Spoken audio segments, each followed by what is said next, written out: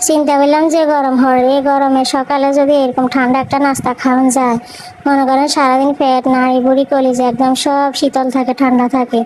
তো সিঙ্গামুড়ি ভিজে এলাইছি অলরেডি, তারপর নাইল ব্যাংতাম বইছি আমার নাইলের ভিতরে চাইছেন সারা হয়ে গেছে, কত বড় এক মাস হয়ে গেছে। পরে যাক ভাঙ্গি চুরি লইলাম, যাক সিঙ্গামুড়ি ভিজাইলাম, অবশেষে নারিকেল কোরানি হয়েছে, এখন মাখানোর পালা। তো একে একে চিনি লবণ তারপর নারিকেল সব কিছু একসাথে দিই।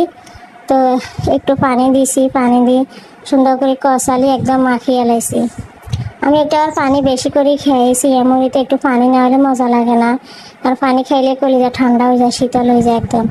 এই গরমে সকাল সকাল এই সমস্ত নাস্তা পানি খাইলে একদম সারাদিনের লাই মানে মনে করেন যেন একদম আলাদা একটা শান্তি অনুভব কাজ করে।